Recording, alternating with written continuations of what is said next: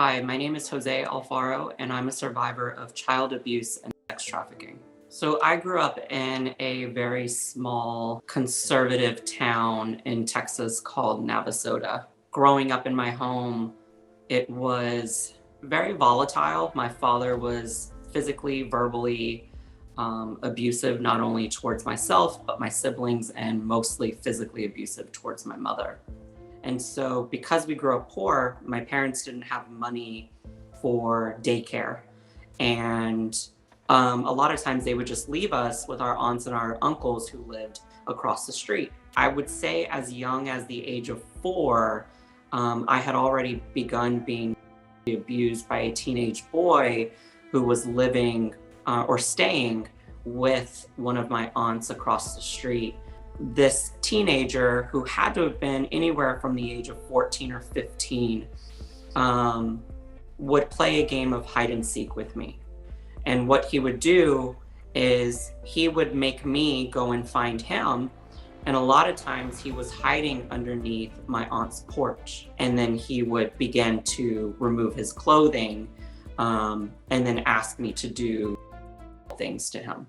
My grandparents, we would all go and play outside, and the same thing would be happening with a lot of the boys within the neighborhood. The difference is that a lot of times they weren't teenage boys, they were young boys, close to my same age. So we were all kind of experimenting. But for me, I remember liking the feeling. And then one day, my grandfather caught me and a few other boys behind a shed, and we were all touching and feeling each other, and it really scared the shit and made me feel shameful, and made me feel like something was wrong with me. So I'd probably say I had to have been like 9 or 10 when that was happening around my grandparents' neighborhood. At the age of 15, I met an older guy who was in college. He was going to a nearby university. He had to have been 20, 21 years old. I was 15 years old. And I went onto a gay chat site. As we continued the relationship, my parents started to notice that I was spending more time on my phone than I was, on my studies, with my family. At dinner, I would have my phone, I'd be on my phone. I left my phone in my room and I went to go shower. And when I came back to my room, my phone was gone. And my father knew, and he said, "Are you gay?" And I said, "No, I'm not. I promise you I'm not. Please just give me back my phone." And he says, "I'm only gonna ask you one more time." And it's almost as if that he knew. My father asked me, "How are we gonna fix you?" And I said, "Move me somewhere new. Move me somewhere where I can start all over. And I promise you, I'll change. I won't be gay anymore. I'll be straight." And so my parents moved me to San Antonio, Texas, which was 4 hours away, 3.5, 4 hours away from where I grew up. I'm 16 years old, and I met an older guy who was in his 30s. I was a little worried and a little scared because he was much older than me, but I was also very intrigued. And I also thought this older man could actually give me the advice and the support that I need at this time where I have nobody. And so we made plans for that weekend to meet up and go for coffee.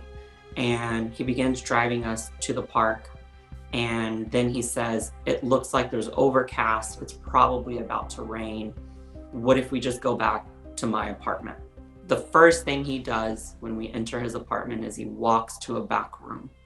And I sit on the sofa in the living room. And I remembered he said we couldn't go into his bedroom. I go looking for him, and he's completely naked on his bed. And so he asked me to come over and to then begin performing oral on him. And I did.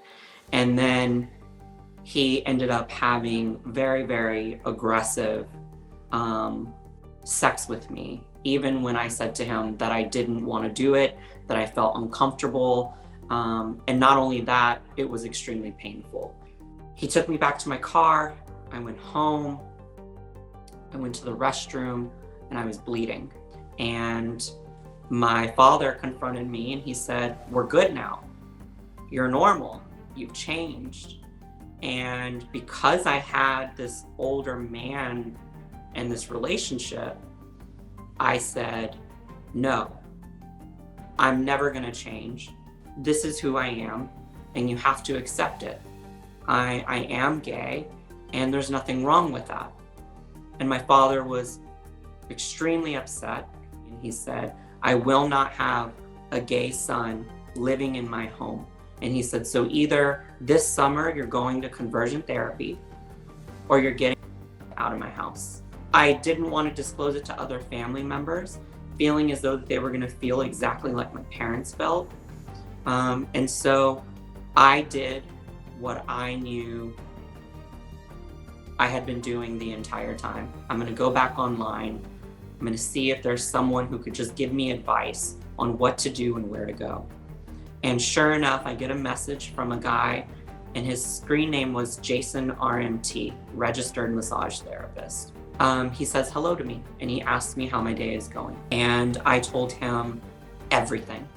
I told him everything that had been happening to me because I was so vulnerable and I didn't know what to do. And he showed me a tremendous amount of empathy.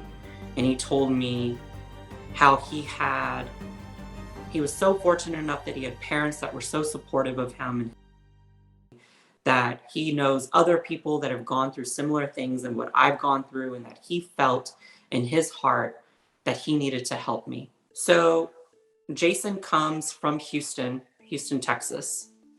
And he told me he was visiting Houston for about a month or two for business. I didn't know what the business was. I didn't know what he meant by that. I just knew he was going to take me back to Houston.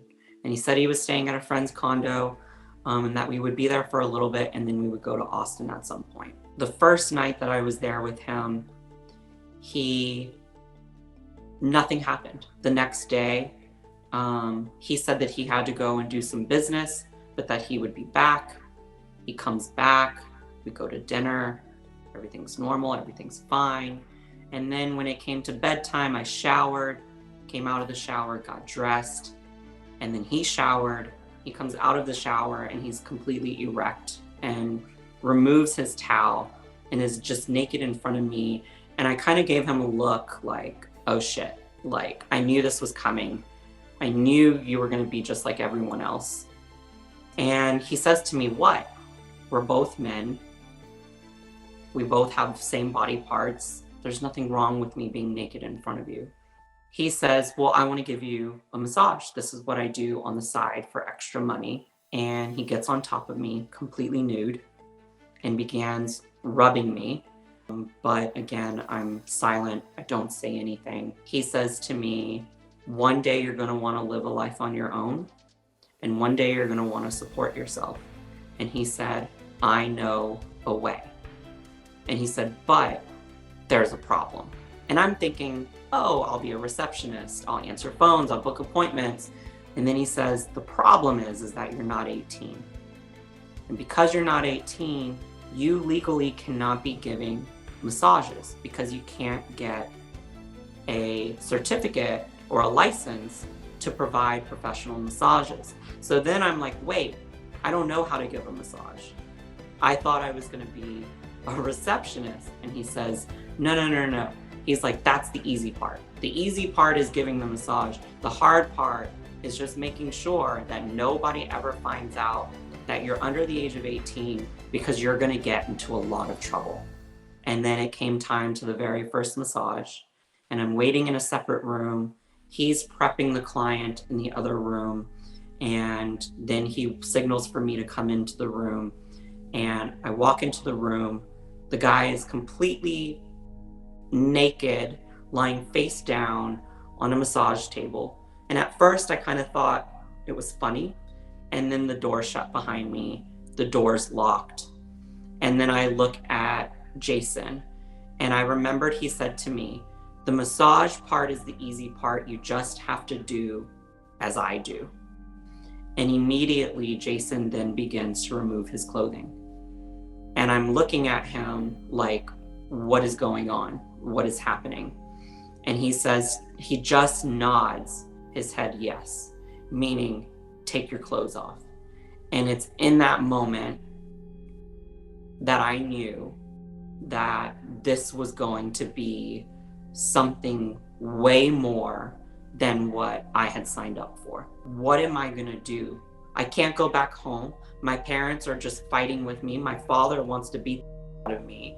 I can't go back to my previous abuser because he's abusing me and he's also abusing other boys. What am I gonna do? I take off my clothes and I feel completely just embarrassed. And I remember feeling a feeling of feeling cold, like I was shaking and like, man, like, can someone turn up the heat because because I'm really uncomfortable.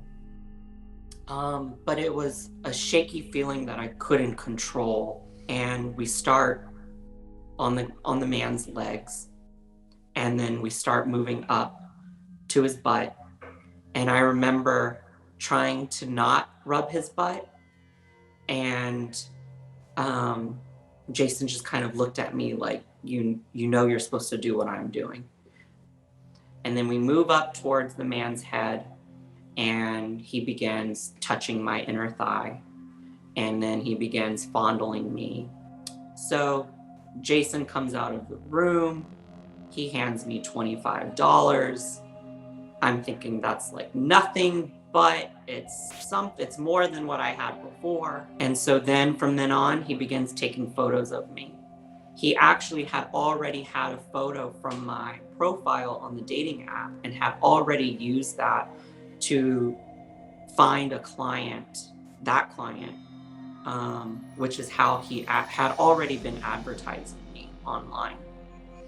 He then asked me to take photos of myself that were shirtless, and he showed me a similar photo to his that was on his massage website, which was him shirtless, just showing his physique, and telling me that this is how he gets clients. So when the trafficking happened at the age of 16, and then when I got out at the age of 17, it was probably 6 or 7 years after that, where I was living in Boston, Massachusetts at that time. This friend says to me and discloses to me that he says, I heard about what happened to you when you were a teenager.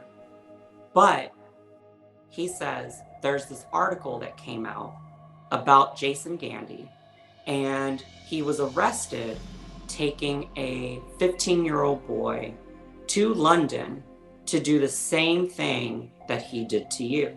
I can't make my parents change. I can't make my parents go through a healing process if that's not something that they're looking for. But I will say that where I'm at in my life, I'm very hopeful that one day my parents and I will have a relationship. There are many reasons why I share my story publicly, because I went a very long time feeling as though that everything that had happened to me was my fault. And because I felt like it was my fault, it led me to a life of wanting to numb myself, to escape all of the traumatic things that I had gone through. And so what I try to do is share my experience so that others can identify through my story and get the help that they need much sooner, and so that they don't have to go 10 years like I did. I think if I could give any advice to anyone who has gone through trafficking, it's that know that you're not alone, but also you don't have to do the work alone to move forward and to get the healing that you need. I didn't know that for the longest time, but knowing that there are people out there that are wanting to support you and that can support you and can help you through this really meant a lot to me. Thank you so much for taking the time to hearing my story. I just want to say that there are many survivors out there who don't get an opportunity to share their story on a platform like this. And I just want to say and want people to remember that this is not a gender-based issue.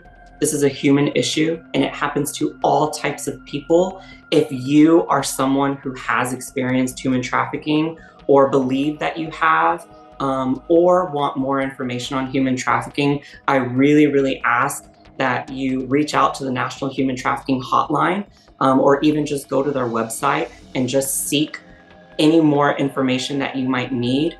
Or also, if you're looking for services because you are a survivor or you are currently a victim of trafficking, please reach out to the National Human Trafficking Hotline. They can provide you with all the resources and the help that you need to move forward with your life and also to get out of whatever situation that you might be in currently.